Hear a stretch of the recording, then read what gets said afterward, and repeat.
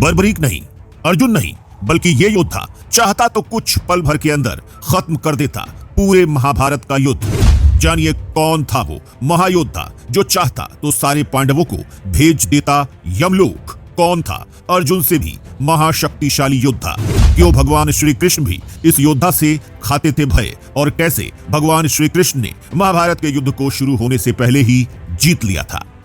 दोस्तों, आज हम आपको महाभारत के ऐसे योद्धा के बारे में बताने वाले हैं जो अगर चाहता तो 5 मिनट के अंदर पांडवों और उनकी पूरी सेना को पल भर में ही यमलोक पहुंचा देता, जो अगर चाहता तो अपने एक बाण से महाभारत के युद्ध को खत्म कर देता। जी हां दोस्तों, हम बात कर रहे हैं सूर्य पुत्र कर्ण की। दोस्तों, वही कर्ण जो कुंती का सबसे बड़ा पुत्र था और जिसके पिता खुद सूर्य देव थे, लेकिन दोस्तों माता कुंती ने उसे बचपन में ही त्याग दिया था और राधा माँ ने बचपन में उसका पालन और पोषण किया था। और यही वजह थी कि दोस्तों कर्ण अपने आप को राधेय कहता था। दोस्तों, कर्ण चाहता तो अर्जुन को, भीम को पल भर में यमलोक पहुंचा सकता था, और दोस्तों ये बात भगवान श्री कृष्ण बहुत अच्छे से जानते थे। और दोस्तों भगवान श्री कृष्ण ने महाभारत के युद्ध से पहले कुछ ऐसा किया था कि युद्ध में भाग न लेते हुए भी भगवान श्री कृष्ण ने महाभारत का युद्ध पांडवों को जितवा दिया था। दोस्तों, महाभारत युद्ध के ठीक पहले श्री कृष्ण कर्ण के पास गए थे और जब उन्होंने कर्ण से यह पूछा था कि क्या तुम जानते हो कि तुम्हारी असली माता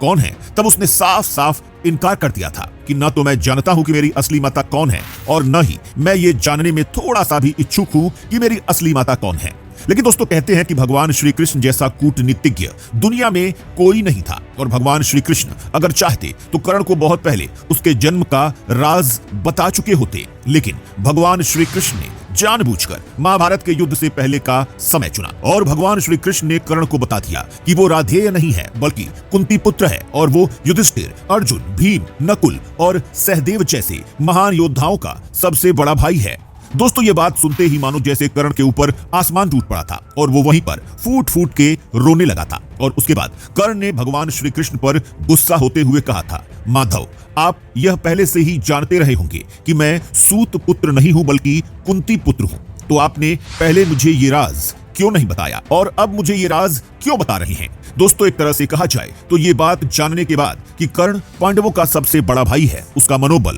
पूरी तरह से टूट गया था, क्योंकि दोस्तों अब महाभारत में वो किसी भी पांडव का वध नहीं कर सकता था, क्योंकि दोस्तों कर्ण ये जानते हुए कि पांडव उसके छोटे भाई हैं, उन पर वो जानलेवा हथियारों से बिल्कुल भी वार नहीं कर सकता था। और दोस्तों महाभारत के युद्ध में हुआ भी कुछ ऐसा ही। जब युधिष्ठिर या भीम या फिर अर्जुन कर्ण से युद्ध करने के लिए सामने आए तो कर्ण ने किसी का भी वध नहीं किया, क्योंकि दोस्तों कर्ण किसी भी हालत में अपने छोटे भाइयों का हत्यारा नहीं बनना चाहता था। दोस्तों कहने में तो ये बात बहुत ही छोटी लगती है कि भगवान श्री कृष्ण ने कर्ण को उसके जन्म का राज बताया था, लेकिन दोस्तों असल बात तो ये है कि भगवान श्री कृष्ण ने अपनी कूटनीतिक नीति के दम पर एक तरह से महाभारत का युद्ध शुरू होने से पहले ही जीत लिया था। क्योंकि दोस्तों ये बात अच्छे से हर कोई जानता है कि कर्ण सूर्य पुत्र था और उसके पास जन्म से ही ऐसे कवच और कुंडल मौजूद थे जिन्हें कोई भी हथियार छेद नहीं सकता था। दोस्तों अगर अर्जुन कर्ण के ऊपर कोई भी दिव्यास्त्र चलाता तो वो कवच और कुंडल ही उस दिव्यास्त्र की शक्ति को वहीं खत्म कर देते, और दोस्तों एक तरह से युद्ध में कर्ण को हरा पाना पूरी तरह से नामुमकिन होता।